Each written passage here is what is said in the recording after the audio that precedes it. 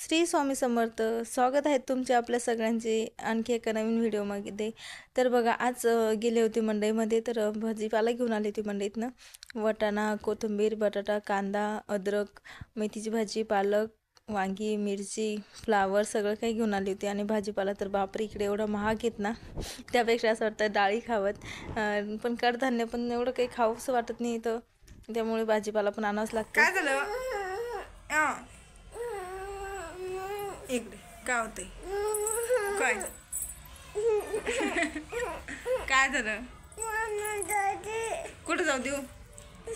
कुठं जायचंय? कुठं जायचं मला सांग. असं खेळायला?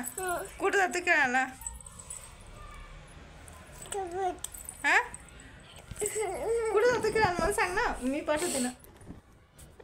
आणि बघा, इथं पिल्लूची मस्ती चालू होती, मला बाहेर खेळायला जाऊ दे. त्यानंतर मी इथं बनवलं स्वयंपाक. बेसन बनवलं होतं जेवणामध्ये, पालकची भाजी बनवली होती आणि पोळ्या बनवल्या होत्या. आणि पिल्लूचं सारखं चालू होतं, मला बाहेर खेळायला जाऊ दे, खेळायला जाऊ दे. तर मी तिला सांगत होती की बाहेर जाऊ नको. बघा, पालकची अशी भाजी खूप छान लागते, मला तर खूप आवडते.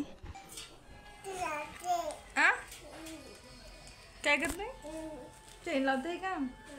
जेवण नाही करायचं का? जेवण करतो का? काय जेवतो? बेसन पोळी.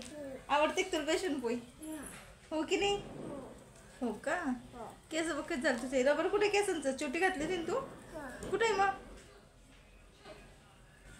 रबर? कुठे टाकलं? कुठे टाकलं? तर बघा, आता 10 वाजले रात्रीचे आणि अजून आज मंडईत गेल्यामुळे लेट झालं. आणि बघा, आता खूप म्हणजे आता पिल्लूला जेवायला घालते. अगोदर तिला जेवायला देते, मग मी जेवण करते आणि पिल्लूला झोपू घालते. भांडे घासायचे, मेथीची भाजी निवडून ठेवायची सकाळच्यासाठी. खूप वेळ होतो आता परत. गरम पण एवढं होतंय बापरे. पिल्लू तुला गरम नाही होते? नाही, मला तर गरम होते बघ, घामाला. तुला नाही होते? नाटक बघा तिचं, नाही म्हणते. तर चला आता जेवण वगैरे करतो, मग नंतर आवडते.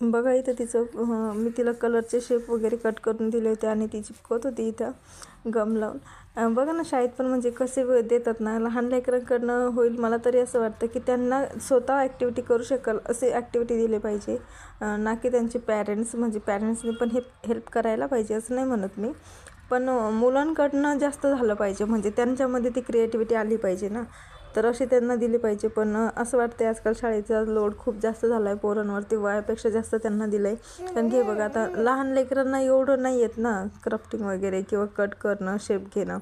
हे बघा, किती म्हणजे डॉलचे वगैरे खूप सारे होते. डकचे शेप कट करायचे होते, ते जॉईंट करायचे होते. खूप म्हणजे खूप टास्क दिलेले होते त्यांना, ते सगळं करून आणायचं होतं. आणि तिच्याकडनं हे होत नव्हतं, वेगवेगळं म्हणजे डोकं लावून करायचं होतं. पिल्लूचा आवाज येईल मध्ये मध्ये, कारण बघा सारखंच मध्ये मध्ये करते, मला बोलू दे, मला बोलू दे असं चाललं इथं पिल्लूचं, त्यामुळे. आणि बघा, इथं आमच्या शेजारच्या एक मुलगी आहेत, ती म्हटली मला, आंटी मला हेल्प करा, आम्हाला शाळेमध्ये प्रोजेक्ट दिला आहे. तर मी 1 महिना झाला जवळपास बघते की तिला सारखे, आता ती 3rd स्टँडर्डमध्ये आहे आणि सारखे सारखे प्रोजेक्ट म्हणजे एक ना एक झालं की एक चालूच आहेत त्यांच्या मागे, काही ना काहीतरी बनवून द्यायचं. आणि तिची मम्मी तर खूप वैतागून गेली, की कारण की त्यांना म्हणजे क्राफ्टिंगचं वगैरे एवढं जमत नव्हतं. मला पण एवढं जमत नाही, पण ती म्हटलं आंटी मला कट करून द्या तुम्ही शेप वगैरे घेऊन. तर म्हटलं ठीक आहे, करू लागते. तर बघा, मी पिल्लूला झोपू घातलं आणि तिला थोडीशी मदत करत होते. या अगोदर पण खूप सारे प्रोजेक्ट आहेत, त्यामध्ये मी तिला हेल्प करू लागते, कारण मला पण खूप आवडतं. हेच दिवस आठवतात की आपलं पण म्हणजे आम्ही पण असंच करायचो वगैरे. तिच्यासोबत गप्पा मारत चालू होतं माझं. आणि तिला पण खूप इंटरेस्ट येतो की माझ्याकडे येऊन बसणार आणि मला म्हणणार, आंटी मुझे आप बहुत अच्छा लगता, मुझे बना के देते हो तो, मेरी थोडीशी मदत कर दो. तर मला पण आवडतं, म्हणजे तिच्यासोबत माझंही शाळेचे दिवस आठवतात आणि तिचंही होतं, त्यामुळे आमचं चालू होतं इथं. तर बघा, काय होतं माहिती आहे का, पिल्लूला सांभाळून म्हटलं ना तर हे सगळे कामं किंवा एखाद्याला हेल्प करणं म्हटलं तर खूप मोठा टास्क वाटतो. आणि मला असं वाटतं की जर मी थोडीशी मदत केली तर माझ्यामुळं जर कोणाचं हेल्प होत असेल किंवा मला जे येतं मी जर ते केलं तर माझंही ते परत चालू होतं की नाही बा मला येतं, आणि ते आपलं रिव्हिजन होतं. त्यामुळे मी पण तिला करू लागते. तर बघा आम्ही तर खूप सारे शेप वगैरे कट करून घेतले ते वेगवेगळ्या कलरमध्ये, आणि तिचा इथं प्रोजेक्ट मी कंप्लीट करून दिला होता. तर तुम्हाला व्हिडिओ कसा